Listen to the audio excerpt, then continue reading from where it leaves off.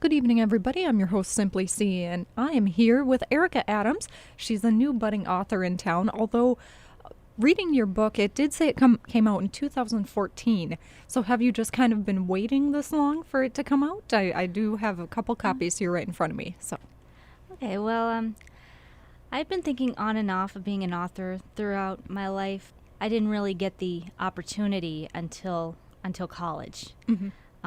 The story was originally a class project for a childhood in literature and culture at UMD.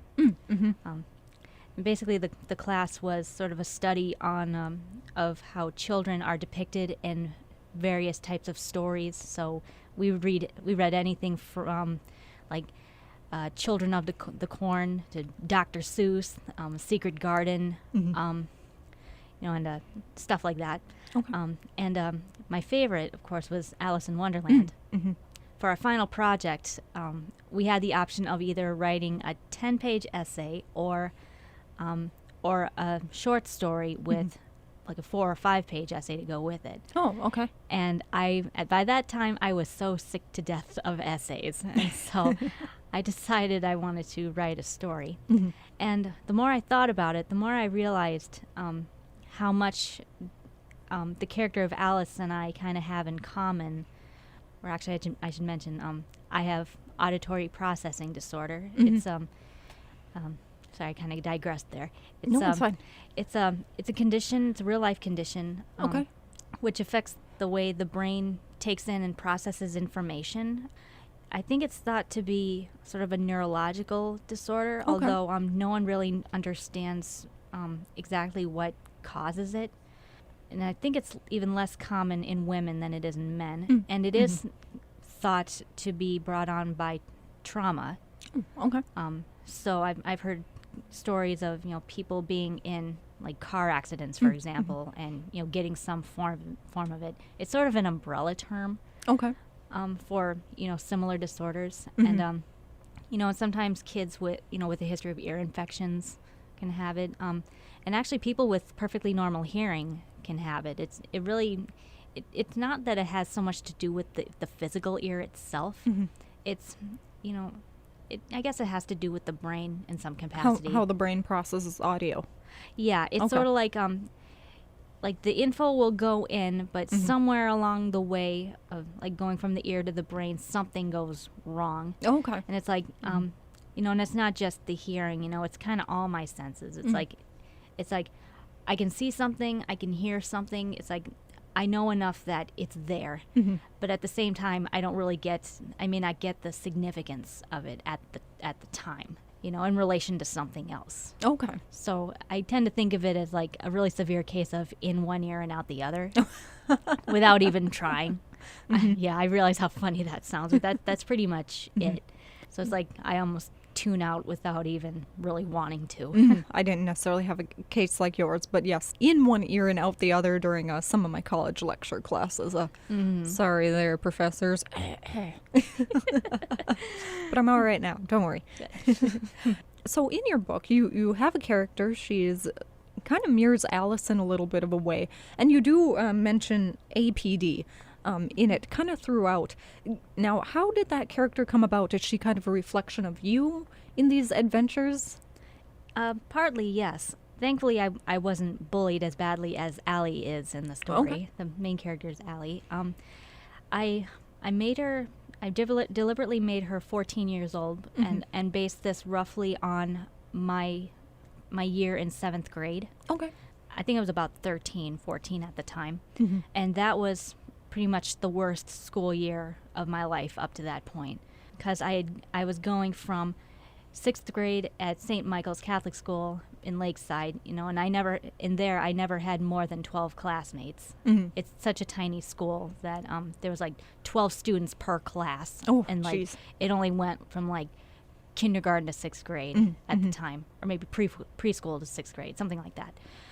I was going from that to 7 classes worth of people that I had to deal with. Welcome to public school. Right. So yeah, like going from, it was like, I was in a tiny school for 3 years, so I'd kind of gotten into routine, but nobody and nothing really prepared me for such a drastic change. And so had no idea what to expect. It was just so much to keep up with. Would you mind reading a few pages from your book so we can get a feel for Allie and her adventures? Yeah. Let's see. Erica Adams is in the studio with me. This is 91.3 KUWS right here in Superior. All right. I'm swimming in a sea made up of the tears of a giant who has disappeared somewhere. But as disgusted as I feel about being soaked in salt water, especially in such a frilly dress, I feel even more disgusted at the giant. Why was it crying? It was a giant, for Pete's sake. After struggling in the water for who knows how long, I wash up on shore. Getting up, I see a white rabbit, handsome in his tuxedo, in front of me, demanding why I was not at the castle the day before. That's right, I think. The queen is waiting for me. I run, following the rabbit to the castle. I dry off, but I don't feel as if I'm really getting anywhere. Even worse, the rabbit soon leaves me behind. As I try to catch up, I'm ambushed by animals in clothes, talking flowers, creatures that can't possibly exist. They all want me to stop and play with them. They scare me, yet I do want to play with them. I'd much rather play than keep going, but I know that terrible things will happen if I don't keep going. The creatures reach out and grab me, claw at me, crying and screaming that I stay.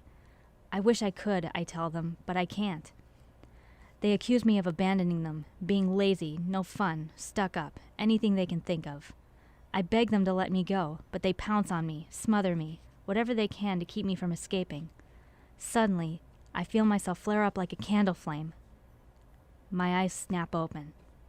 I sit up in bed, taking deep breaths as I adjust myself to wakefulness. The images of my brain still float like fireflies inside my brain. I have to get this down. I whip back my sheets, leap out of bed, and turn on my light. Feeling a bit lightheaded from the brightness and movement, I fumble around for my pencil and notebook. When I find them and get back into bed, I rest the point of the pencil on the paper. Okay, come on, let it out. My hand refuses to move. I know it's because I'm grappling for a good way to write this, but I can't settle on the first words. I realize with agitation that the dream images are fading while I waste time wondering how to describe them. So, I'm running. What was I doing before? Was I even doing something before? Where was I going? There was a dormouse in a teapot, wasn't there? Or something? Oh no. No, come on, please don't go. In the end, all I can conjure up are 3 words: sea, castle, and rabbit. Allie, time to get up, my mom calls from downstairs. I look at my clock, 7:05 a.m. The knowledge that I don't even have a chance to doze and drown my sorrow at losing the dream, let alone go back to sleep and try to recapture it, turns my lightheadedness into a full-fledged headache. Darn it. That was such a cool dream, too. Erica Adams is in the studio with me, and she just read a excerpt. Obviously, there was kind of a resonate with Alice in Wonderland. You said a little earlier that it was based off of an essay that you wrote in your college days, based off of Alice in Wonderland. Right. Now, why Alice out of the list of books that you kind of gave earlier? I mean, Children of the Corn, Secret Garden, things like that. I guess what resonated with you with? I'd kind of gotten a liking to Alice, early on in life, mostly because, at the time I was really too young to get the subtleties of it, and I just liked the bizarre creatures and the transformation, the size change scenes. I just thought they were the coolest things ever. But as I got older, it actually wasn't until high school that I, read the book. Up to then I had just seen the Disney movie. Right. But yeah, once I read the book, I think I got, a deeper understanding of it. And then by the time I got to college, I'd gotten even, deeper still than that. Learning about the original author, Lewis Carroll, a.k.a. Charles Dutchson. Yeah, I should know the full name by now. It's all right. But anyway, yeah. People don't even know who Edgar Allan Poe is anymore. And there's just so much history behind it, and Charles Dodgson as well. He had his quirks, and I mentioned in here that he was an amateur photographer.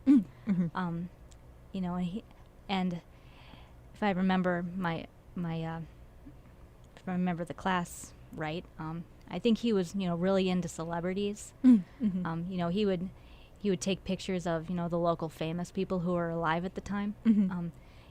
But also, one of his biggest quirks was that he had a fondness for small girls. Oh.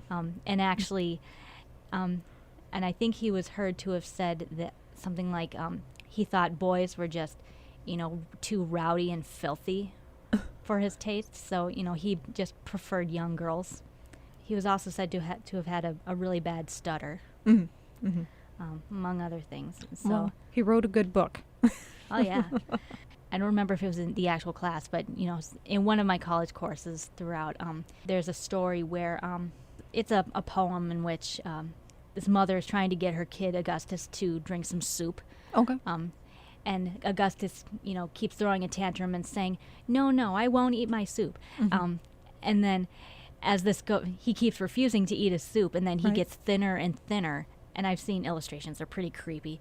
And this keeps going on until he literally dies. He starves himself to death. And so the moral, quote unquote, moral of the story is that, you should do what your parents say and, eat your soup. Mm-hmm. And Grimm's fairy tales, I mean, they've changed them around so much, that the little Right. gingerbread man is all happy and nice at the end Right. when, in real life, Sure. it's a horrible, horrible story. Right, but then when Alice came along, everyone was just pretty shocked because it's like it doesn't really teach you anything, not in the same way, Right. but at the same time it's just fun, fun for the sake of fun, and that was a very new thing at the time. Your character, Allie, now you mentioned a little earlier that there's some bullying going on in this and things like that, and it kind of sounds like Allie is the underdog in this story. Yeah. Now, why make Allie kind of the underdog in the story? Kind of a tough question. I ask tough questions. Yeah, I just don't think I've heard it worded that way. Considering it was originally an assignment, I had to, relate it to Alice in Wonderland. Okay. But I also, like I said, I, based her off of myself at that age. So yeah, I suppose one way to explain it is that APD isn't, at least not at this time, it isn't curable. Right. It's not something you can take meds for. Not that not that I like taking meds for anything, but even so, it's there's no easy fix. All you can really do is cope with it. And Allie, and any kids that age for that matter, they're getting to the point where they're at that threshold between childhood and adulthood. They're getting to the point where they need to start thinking for themselves, Right. and a lot of kids do want to think for themselves even before then, but at this point they, to a degree, they don't really have a choice. They have to start taking responsibility for themselves. She really doesn't feel ready for that. And like the bullies, they're the three Decker sisters, Queenie, Jackie, and Asa. And I based them loosely on the card guards of the Queen. And the teacher, the English teacher, she also is a major bully to Allie because, she doesn't really believe in APD. And actually, even now, there's sort of, debate on whether it's a legit medical condition. Right. Sort of like what people say about ADD and ADHD, although even those are technically documented. Right. So yeah, it's like Mrs. Hartred, Heart Red. She's sort of the queen of hearts, and then the Decker sisters, they're sort of based on the cards and also on the Cheshire Cat to a degree. Because he, at least this is more apparent in the Disney movie rather than the original story, but they kind of mess with her with their words, and and they grin a lot. They're just constantly smiling, in a way that really makes her feel uncomfortable, because it's like sort of that I know something you don't know kind of smile. So yeah, just between her teacher not believing, in what she has, and it's like in her mind, Allie's just looking for an excuse to be lazy, because it's not something that's that's Right. And like I said, you can't cure it. You can't take meds for it. And it's like, you look at a person with APD and you never know it. And also it's like, you can have perfect hearing and still have it. So it's just really weird that way. So Allie's just kind of caught between, a lot of rocks and a lot of hard places. Right. So it's almost kind of like a coming of age story. Yeah. And now, what is your writing process like? I know you said you kind of based this off of an essay written several years ago now. Right. But what is your writing process like? I mean, do you have to really sit down and focus on a page, or do you kind of just let ideas come and float around and write about them later? Yeah, it kind of depends on what I'm writing. Like, because it was for school, I wrote it in, less than 2 months. Mm-hmm. And actually, the story itself turned out a lot longer than I anticipated, and kind of longer than my teacher liked. So we just, we made a compromise. Mm-hmm. I would, keep my length, but, she would just grade the first 10 and last 10 pages Mm-hmm. for the grade, because she didn't have time to read the whole thing. Mm. But yeah, like, for assignments, I would just go to the library and have quiet time. Mm-hmm. I just need a place where I'm not going to get distracted by noise or my love of the internet. I mean, I need the internet for my work, but at the same time, I get distracted on YouTube every so often. And then, before I know it, 5 hours have passed while I'm looking at YouTube videos. Mm-hmm. It's really sad, I know. But, That's okay. It seems that a lot of things are kind of going that way to either spend your time on Facebook or YouTube or, the million of other sites that we've got out there. So, right. No. But yeah, I had to, search my memory a lot, to, make this, to put myself in it too. Mm-hmm. Slight spoiler alert. There's a section in the story where, Allie's just, Allie's had a bad school day. She's just a little depressed. And so just for the sake of nostalgia, she, puts in a DVD, which, shows her as a young child. And she's in, special speech therapy class, like a special ed class, with other kids who have, speech disorders. And they're acting out nursery rhymes. She gets to the part where they're acting out Humpty Dumpty. It's like in the story, she's the one who knocks down Humpty. Humpty Dumpty had a great fall. And she's also the king's man. So, it's like there are two people who are the king's men and then one who's the horse. And after Humpty goes down, then, they, and she sees herself, saying to someone, no, this piece goes here. They were putting the wrong piece up on the board. And she said, no, this one goes first, or this one goes here. And she just thinks, how was I, so smart back then, and then I'm just struggling so much now. It just sort of fluctuates. And that was actually based on a real occurrence in my life. I went to the class, and there are images of me acting out nursery rhymes with my classmates, and I was the king's man who, shoved Humpty off the wall. And so we were, trying to put the pieces back together. So that's just one example of, just sort of real life occurrence in my life. All right. So it definitely sounds like Allie is you, and you are Allie in this book. All right. Yeah. And now, Erica, if people are interested in picking up your book, where can they get it? You can look at my website, The Tale Collector, at ericaadamstalecollector.weebly.com. There's a list of links on there. It's also a blog link called Erica's Written Works. It has a list of all the places you can find it. It's being sold for $9.99, and it's also available on Amazon Kindle and Barnes & Noble Nook for $1.99. And while I'm on the subject, my blog, The Tale Collector, is going to be a radio show. Oh, okay. Yes, you were talking about that earlier. Yeah, it'll be on 99.5 KTWH in Two Harbors. They're still doing the airwave testing and getting everything set up. So unfortunately, I don't have an exact date of when my show will air. Tentative date, we're leaning toward every other Wednesday at noon. Each episode will be about 15 minutes. The reason why it's called The Tale Collector is because I love stories. And I think my APD has to do with that a lot. Around the time, I hit my later years of elementary school, with APD, my mind was just a complete blank. It's like in retrospect, it was like I almost didn't really feel anything. Because I really couldn't imagine anything. Okay. My imagination was pretty much dead.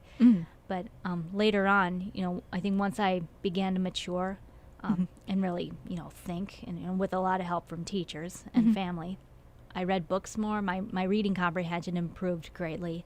And so I think from there I really appreciated the written word, especially, and, the emotions that can be conveyed through words alone. Okay. Now, when I picked up your book, obviously it's a thinner book. It's, not a whole lot of pages. A kid could easily read it. And the thing that caught my eye is it's called a novella.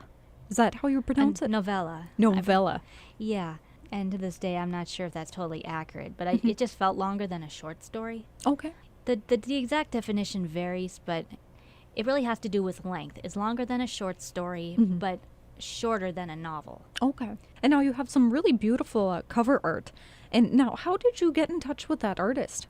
Yeah, Jordan Swenson was the artist behind the cover. She did a lot of freelancing at the time.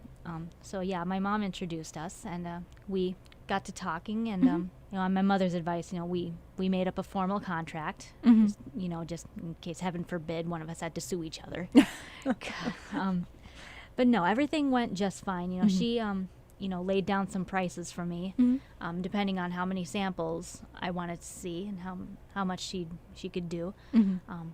So we met up a few times over the next month or so, and she told me later that when she gave me some of the final samples to look at, I picked her favorite. Oh, without good. even realizing it. Well, you can catch Erica Adams at the Lake Superior Writers Group. You're a big perpetuator there. You can also catch her at Beaner Central on their open poetry mic nights, Thursday nights, first Thursday of every month? Third. It's, third? Yeah, the Lake Superior Writers Club is the third Wednesday of the month, and so open mic at Beaners is the third Thursday. So that's kind of a simple way to remember it. And then we'll be able to catch your radio show very soon. Yeah. All yeah, right. just keep looking at the website, and my Facebook contact, my author email is on the site too if you want to contact me. Once I have the schedule figured out, I'll let everybody know. All right. Sounds good, Erica. Well, thank you so much for stopping in and chatting with us. Thank you for having me on. Of course. This is another edition of the 9 o'clock Meltdown. I'm your host, Simply C, and you're listening to 91.3 KUWS right here in Superior.